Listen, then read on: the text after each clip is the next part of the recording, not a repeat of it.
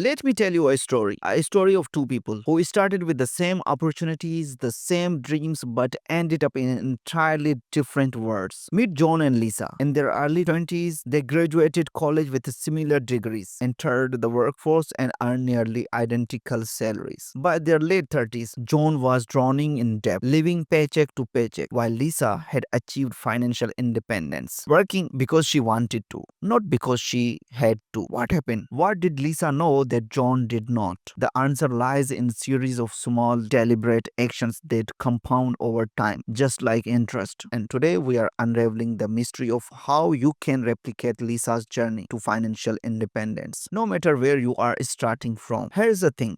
Financial independence is not reserved for ultra wealthy or lottery winners. It is a mindset, a strategy, a discipline. And if you think it's impossible, let me hit you with a fact. Roughly 10% of Americans have enough assets to sustain their current lifestyle indefinitely without needing to work. They have cracked the code. Let me break it down. First, picture this. You earn a dollar. What happens next? For most of us, the dollar vanishes. A coffee here, a subscription there, maybe a flashy gadget that brings joy for a week. Lisa thought differently. Every dollar she earned, she treated like an employee. Her dollar worked for her, generating more dollars through investments and smart spending. Now, imagine John, who got raised and immediately upgraded his lifestyle. New car, bigger apartment, fancy dinners every weekend. Sounds familiar? This is lifestyle inflation, the silent killer of financial dreams. Lisa resisted that temptation. Even as her income grew, her expenses stayed nearly the same. Here's where it gets fascinating. Lisa understood a principle that called a gap. It is simple. The difference between what you earn and what you spend is a key to the financial independence. The bigger the gap, the faster you reach freedom. It is not just about saving. It's what you do with those savings that changes the game. Did you know if you invest $500 a month with 8% of annual return, you would have over $1 million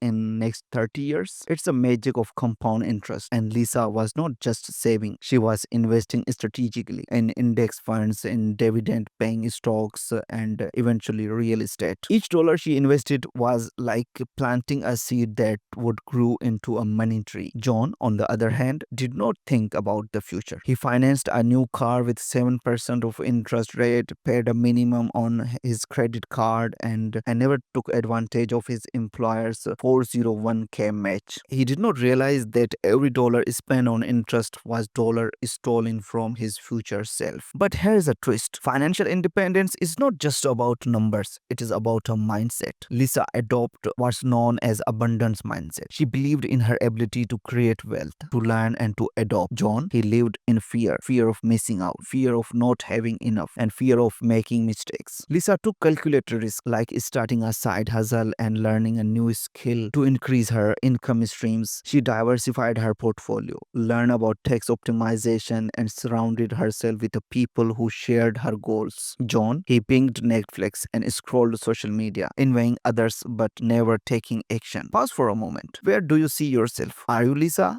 building towards freedom, or John, trapped in a cycle? It's okay if you feel more like John right now. Remember, Lisa started at the same place. The difference is what you do next. Here's a roadmap Lisa followed step by step. First, she tracked every penny. This was not about judgment, it was about awareness. Once she saw where her money was going, she identified waste and redirected it toward her goals. Second, she built an emergency fund, 3 to 6 months of living expense in a high yield saving account. This safety net gave her the confidence to take bigger steps without fear. Third, she paid off high interest debt, starting with her credit card. She used debt avalanche method, taking the high interest rates first, which saved her thousands in long run. Fourth, she automated her saving and investments. Every month, a portion of her paycheck went straight into her retirement account, brokerage account, and emergency fund. Fifth, she educated herself. Lisa read books, listened to podcasts, and took online courses about personal finance and investing. Knowledge gave her power to make smarter decisions. And finally, she stayed consistent.